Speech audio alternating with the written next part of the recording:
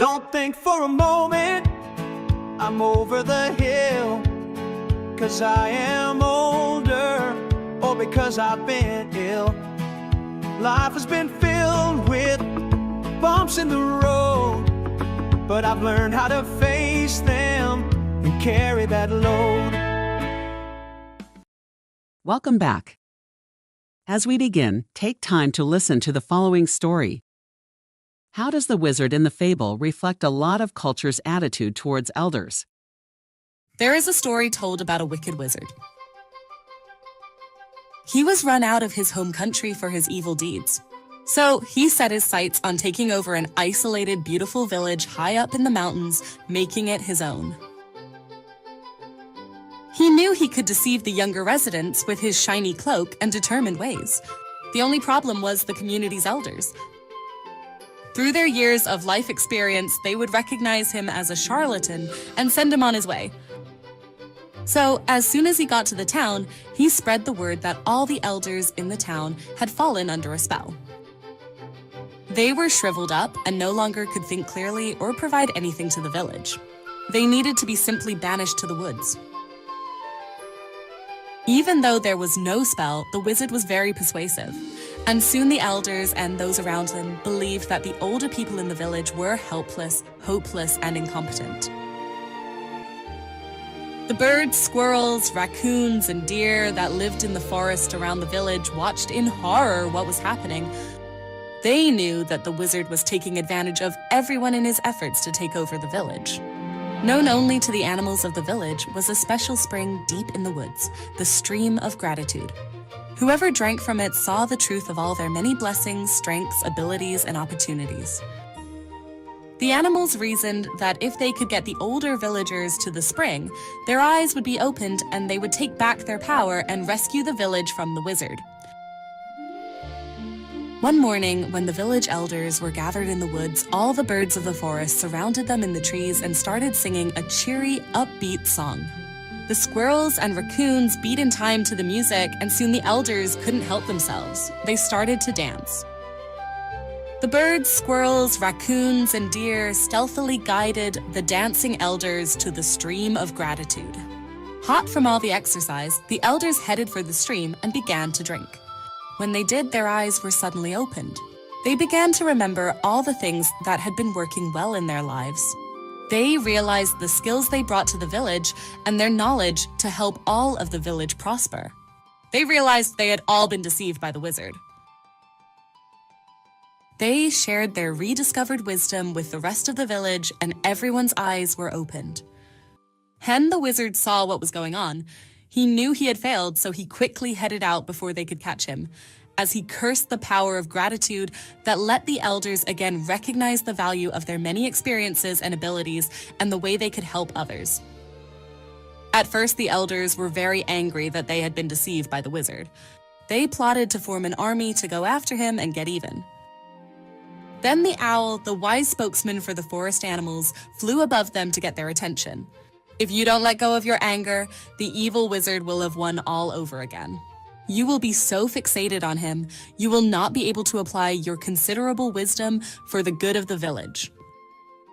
They knew the owl spoke the truth, so they all agreed to bury their resentments and leave them deep in the forest.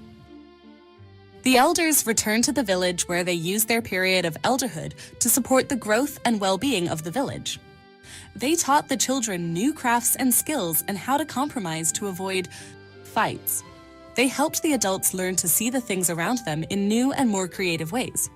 They taught conflict resolution and shared baking and gardening secrets. They helped the village to trust that things would work out okay. They didn't have to go through life being afraid. And they taught the village the power of sharing, of helping each other, of working together.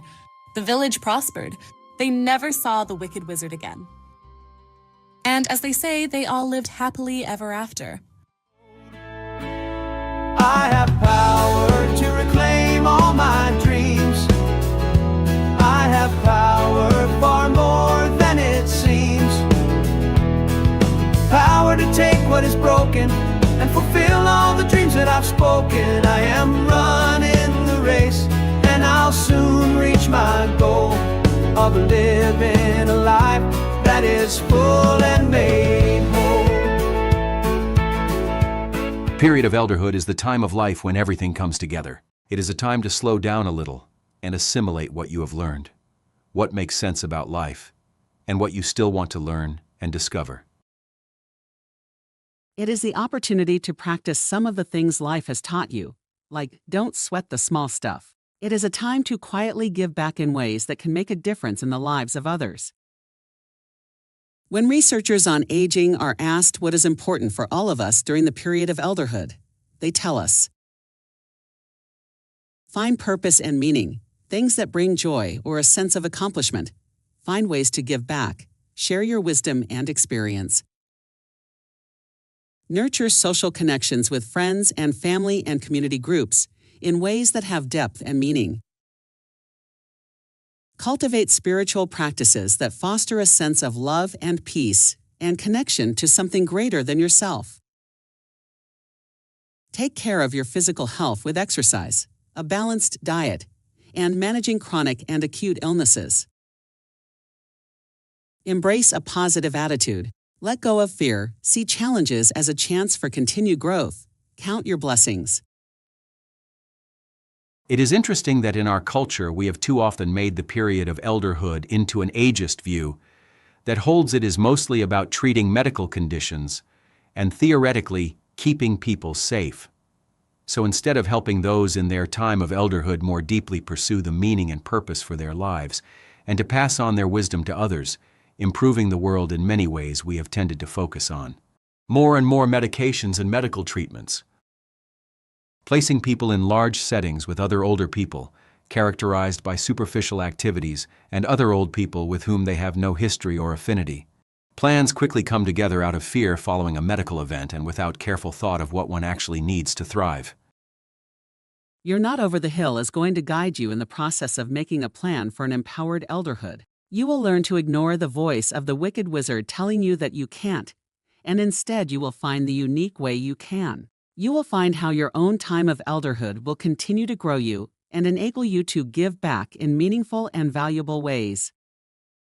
And you will discover how when you focus on what gives your life meaning and purpose, you will see medical or other challenges as simply that. Challenges that you will use your considerable life experience to get through so that you can focus on what really matters to you. Carol gives us a great example of elderhood at work.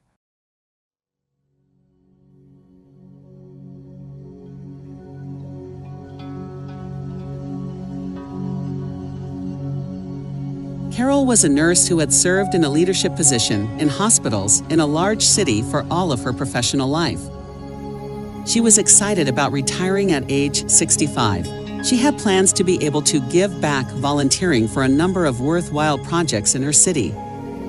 She also really wanted to join her church medical mission to Central America, serving those who had no access to medical care by sending a team to assist them several times a year. The month she retired, Carol was diagnosed with celiac disease. She lost weight, experienced serious fatigue, and could not leave her house because of chronic vomiting and diarrhea. Disheartened by this unexpected turn of events, Carol could have given up, told herself she was now going to just be old and sick, see herself as now simply a patient, directed by whatever direction her medical problems required, and certainly now over the hill. But Carol knew it was important to retain the vision for her future she had been imagining upon her retirement. While she tried to figure out how to manage her celiac disease, she would figure out what she could still do. Although she was not able to volunteer as a nurse at the free medical clinic, Carol was able to help from her home by sending out fundraising letters for the clinic. Over the year, Carol got management of her disease under control. She was able to start volunteering at the clinic. 2 years later, she was able to start going with the medical mission team to Central America. She also made good use of her experience by taking a job as a nursing manager in a senior living setting, encouraging residents to trade old age for empowered elderhood. Carol has continued to carry out her plan, taking over 20 mission trips to Central America, her most recent one at age 90. She is definitely not over the hill. Carol, Bill, and Bruce all refused to listen to the voice of the wizard, the voice we hear so often around us in culture. They were not over the hill. Their usefulness had not passed by. Because of their wisdom and skills that were gained through a lifetime of experience, they knew they had something powerful to share. Regardless of the challenges life is presenting to you, it is important to deal with them with your vision clear, solving the problems, overcoming the latest bumps in the road, with your eyes still on the prize of creating for yourself an empowered elderhood. Don't think for a moment I'm over the hill, 'cause I am older, or because I've been ill. Life has been filled with bumps in the road, but I've learned how to face them and carry that load. I have power to reclaim all my dreams. I have power far more than it seems. Power to take what is broken and fulfill all the dreams that I've spoken. I am running the race, and I'll soon reach my goal of living a life that is full and made whole. Experience has taught me all through the years, and I've learned how to live in times of laughter or tears, sharing my life in memories that have stayed, of times I was lost but discovered the way. I have power to reclaim all my dreams. I have power far more than it seems. Power to take what is broken and fulfill all the dreams that I've spoken. I am running the race, and I'll soon reach my goal of living a life that is full and